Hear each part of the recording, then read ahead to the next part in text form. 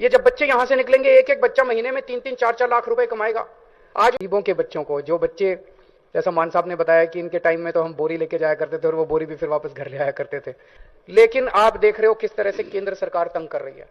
दिल्ली में कर रही है उसको तो मैं देख रहा हूं, लेकिन पंजाब के अंदर जिस तरह से अकेले मान साहब लड़ रहे हैं, बीजेपी से लड़ रहे हैं, केंद्र सरकार से लड़ रहे हैं, गवर्नर से लड़ रहे हैं।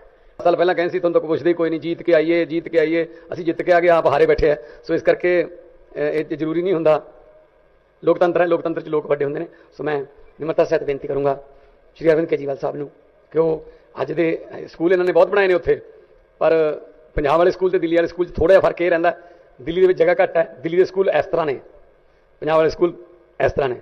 ਸੋ ਸਾਡੇ ਕੋਲੇ ਖੇਡਾਂ ਦੇ ਗਰਾਊਂਡ ਜੇ ਬਣਾਉਣ ਦਾ ਬਹੁਤ ਜ਼ਿਆਦਾ ਮੌਕਾ ਮਿਲ ਜਾਂਦਾ। ਸੋ ਆਪਣਾ ਤਜਰਬਾ ਸਾਂਝਾ ਕਰਨਗੇ ਅਰਵਿੰਦ ਕੇਜਰੀਵਾਲ ਸਾਹਿਬ। आज मुझे बेहद खुशी है कि पंजाब में 13 और नए स्कूल ऑफ एमिनेंस का उद्घाटन हो रहा है। उनमें से एक स्कूल में हम आज यहाँ खड़े हैं। सबसे पहले तो मीडिया जो सब लोग साथी आए हुए हैं, मेरी आप सब लोगों से गुजारिश है, आप अच्छे से सारा इसका वीडियो बनाना स्कूल का और दिखाना लोगों को कि अब पंजाब के अंदर कितने शानदार सरकारी स्कूल बन रहे हैं। इस स्कूल में अंदर घुसते ही जब पहली नज़र बिल्डिंग पे पड़ती है तो यकीन नहीं होता कि ये सरकारी स्कूल है।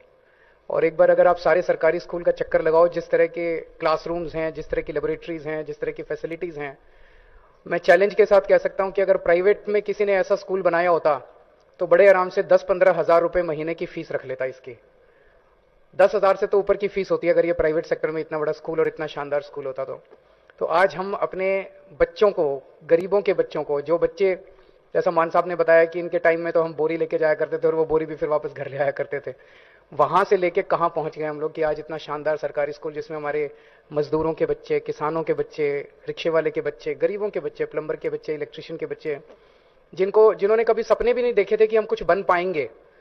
मेरे को याद है दिल्ली के अंदर जब हमारी नई नई सरकार बनी थी और स्कूलों की बहुत बुरी हालत होती थी जैसे पंजाब के स्कूलों की है, तो एक स्कूल में जब हम गए और एक बच्चे से पूछा, हमने कहा भाई तुम तो बच्चे तो देश का भविष्य हैं, तो उस बच्चे का जो जवाब था वो एकदम रुलाने वाला जवाब था।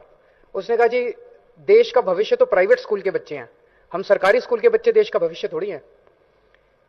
3-4 साल बाद उसी स्कूल में दोबारा जाना हुआ, तब तक उस स्कूल की कायाकल्प हो गई थी और वही बच्चा दोबारा मिला और वो कहता है जी अब मुझे कॉन्फिडेंस है कि सरकारी स्कूल के बच्चे भी देश का भविष्य हैं। ये जो कॉन्फिडेंस हमारे बच्चों के अंदर आ रहा है, सरकारी स्कूलों में पढ़ने वाले बच्चों के अंदर अब जो कॉन्फिडेंस आ रहा है और जिस कॉन्फिडेंस के साथ वो बात का भी हमने कई बच्चों से बात की, अभी 1 साल ही हुआ उनको पढ़ते हुए और 1 साल के अंदर जिस किस्म का कॉन्फिडेंस हमारे बच्चों के अंदर, ये बहुत ही बढ़िया है।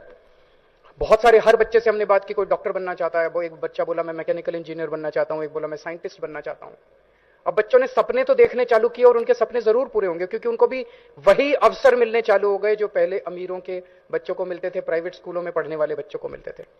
हमने बच्चों से पूछा कि पूरे पंजाब के अंदर इस किस्म का प्राइवेट स्कूल कोई मिलेगा? उन्होंने कहा नहीं, इस किस्म का कोई प्राइवेट स्कूल आप उठा के देख लो पंजाब का और आज इस स्कूल से कंपेयर कर लो। आज हम बेस्ट एजुकेशन, मुझे फक्र है कि हमारी सरकार, मान साहब की सरकार बेस्ट एजुकेशन दे रही है पूरे पंजाब में हमारे गरीब से गरीब बच्चों को। पिछले साल स्कूल ऑफ एमिनेंस में एडमिशन के लिए 1 लाख बच्चों ने अप्लाई किया था, उनके टेस्ट हुए थे और 8200 बच्चों का एडमिशन हुआ था।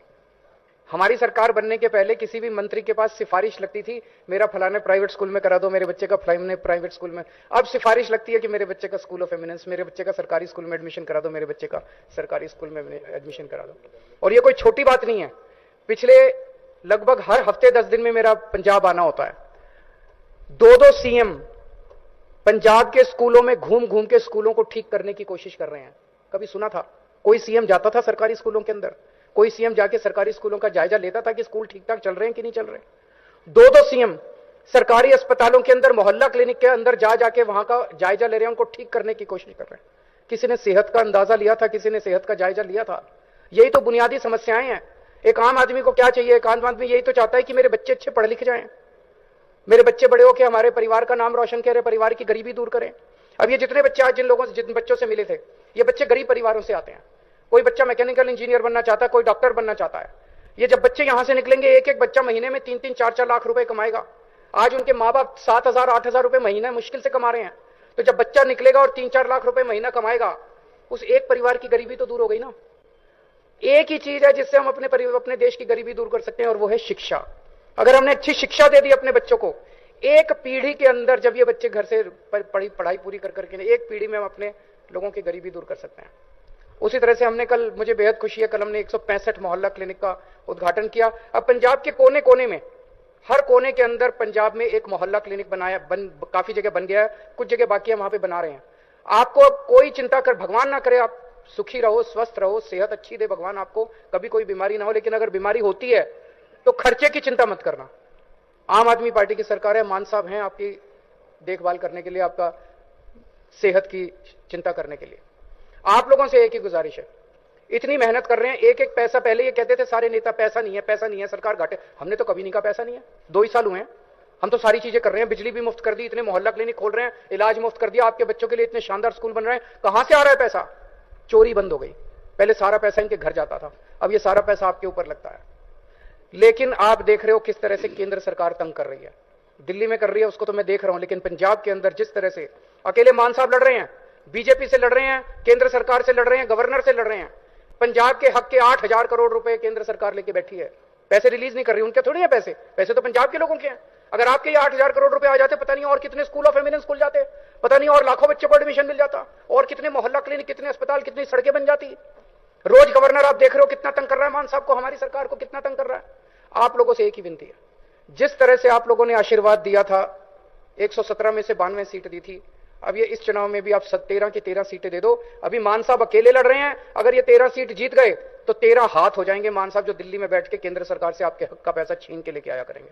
फिर अकेले नहीं लड़ना पड़ेगा भगवंत मान को, फिर ये 13 आपके हाथ होंगे, पंजाब के सिपाही 13 दिल्ली में बैठे होंगे। मजाल जो फिर केंद्र सरकार पंजाब के लोगों के साथ वो कर सके। आज बहुत अच्छा लगा आप लोगों के बीच में आके, आप सब ये स्कूल देख के। भगवान करे पंजाब खूब तरक्की करे, खूब फले फूले और खूब खुशहाल हो।